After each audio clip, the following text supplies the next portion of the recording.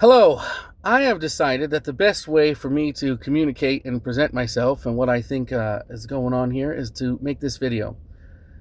I am making this video for any representative from Take 5, so to whom it may concern, regarding the 2729 North Highland location in Jackson, Tennessee, as I have here on this card that I just grabbed from the location there. I pulled into that location just a little earlier, maybe 20, 30 minutes ago. It is 2:19 on my clock right now. I pulled in there and everything was normal. I drove in, I got my car washed. I have a monthly subscription, like I said, and I got out of the car wash and I noticed the vacuums were off, and I thought maybe there was something going on where some were off and some were on. So anyway, I pulled out of one vacuum, I pulled up to another, it was off too. I talked to another patron. I said, hey, are all the vacuums off? And they said, yeah, they're all off. I don't know. I have nothing to do with it. I was like, okay. So I walked around. I figured I was going to try and find a worker there to see if we could get the vacuums turned on. It's not raining currently. It rained a small bit earlier. The ground is where I'm looking around. I'm like a block away from the location. The ground is dry right now. Like everywhere you look on the ground, it's dry. There's a couple wet spots, but it's not, rain's gone, and it wasn't a bad rainstorm. And I don't know the exact policy pertaining to the rain. But I found a worker there who said, I think he said his name was Josh. He might have said his name was James. He claimed to be the assistant manager. And I asked him if it was possible for us to turn the vacuums on. That's the first thing I said. I said, hey, how's it going, man? Hey, is it possible for us to get the vacuums turned on? And he told me, like, no, I can't get the vacuums turned on. It has to be a solid hour before I can turn the vacuums on because that's just how it is. He didn't say that's how it is, but he said it has to be a solid hour. And then I asked him, I was like, well, can you tell me why we have to wait a whole hour? Because that doesn't make sense to me, and I want to wrap my head around the policy. And the reason I'm asking these questions is because I need to know what the policy is, because I need to have an understanding of what expectation I can have to be able to vacuum the car when I get there. That's important to what I do for my work and stuff. I got to know if I can vacuum the car or not. So anyway, I asked him, can you tell me why that is, how that works? And he said, yeah, it's because it's a dry vac system. It has to be done raining for an entire hour before we can turn it back on. So as long as it's raining the last hour, I can't turn it on at all, because people will leave the vacuums on the ground. He said, like, I'm not saying you would leave the vacuum on the ground, but other people will leave it on the ground. And so we just can't possibly turn it on. I said, okay.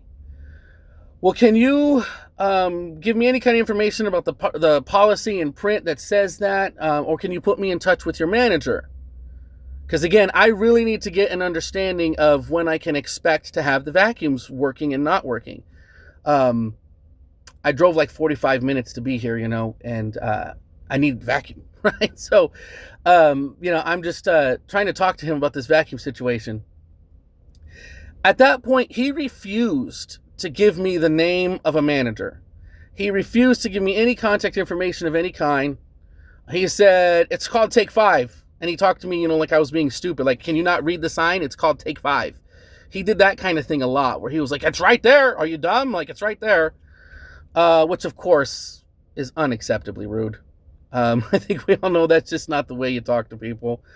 And I said, okay, well, you say you're the assistant manager. Well, what's your name? What's your contact information? It's like, I'm not giving you. And then he started with expletives, right? He said, I'm not giving you expletive. I don't have to tell you expletive. And he did that several times. He was getting pretty animated very quickly, right? And I think from his perspective, he probably feels like I was being what folks call a Karen, right? Where I'm being super demanding and I'm being condescending. But I've worked my whole life for customer service, and I'm telling you, I try hard to never be condescending to people who are working in any kind of service industry. I'm still in a service industry today, and I do not feel that I gave him any cause to be remotely hostile, and yet he was maximally hostile. And he just continued to be animated, and I said, I just want some contact information.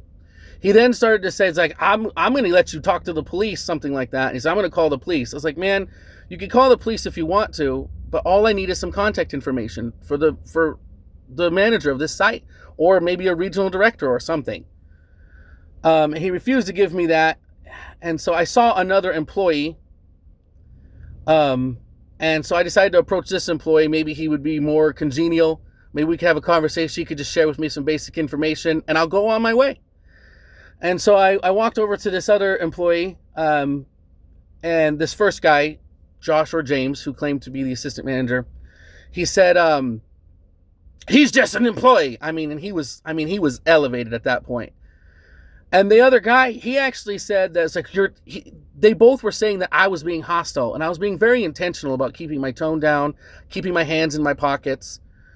And they were the first guy, Josh or James, was being so aggressive that I was like,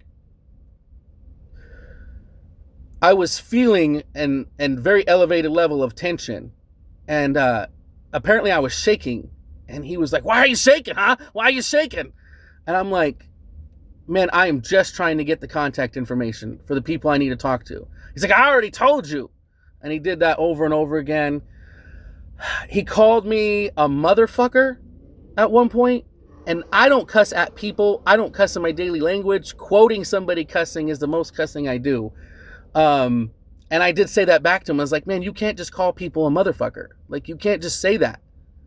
That's that's hostile. Right? You're being hostile. I'm not being hostile. I just want contact information. And he ended, the first guy ended up leaving, or excuse me, the second guy that I was trying to talk to ended up leaving. And the guy, be it James or Josh, who claimed to be the assistant manager, he walked away from me saying, bye, Felicia. Bye, Felicia. Which, of course, is more insinuation that I'm being some terrible Karen type person, when all I want is the best contact information, right? I just want to work out when can I come and use vacuums and when can I not, you know? And if the business needs to have the vacuums off, like legitimately during the rain, I get it.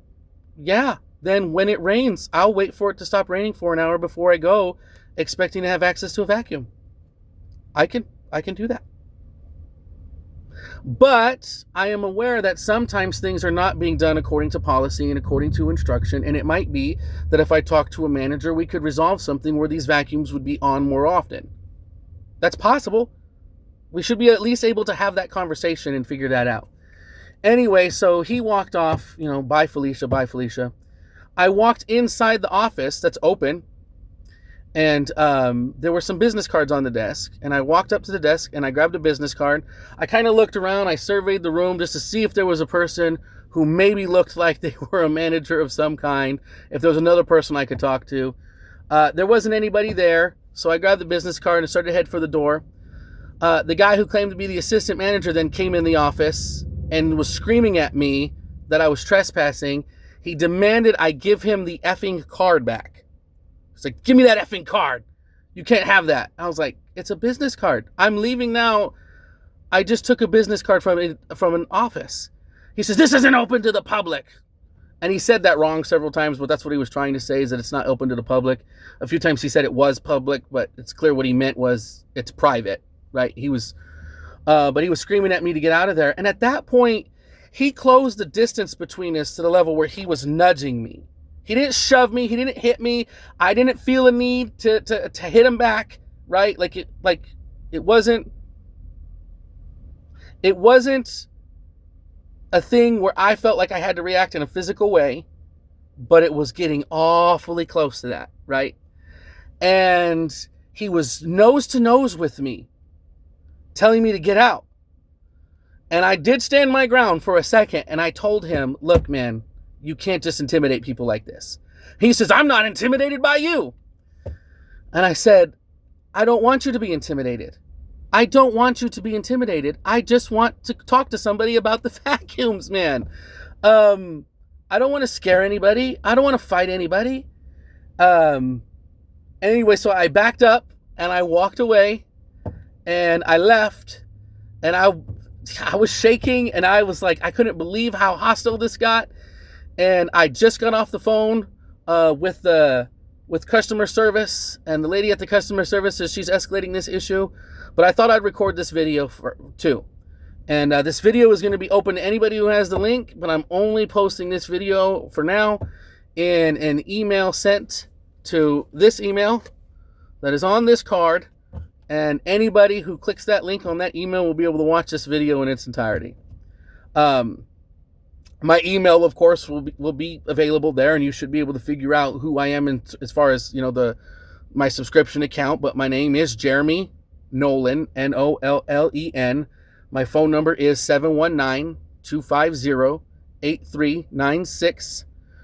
And I feel like that's probably what you need in order to identify my subscription account. I'd like to, some kind of resolution for that, how hostile that was. I'm not asking for anything, but it needs to be addressed. There needs to be some kind of thing where we're addressing, hey, we're going to talk to these people and they're not going to act like that anymore, and then clarification. What exactly is the policy on the vacuums, right? If I'm driving from 45 minutes away to use these vacuums, when can I expect them to usually be on? I know we can't control everything, and sometimes there's going to be stuff that happens.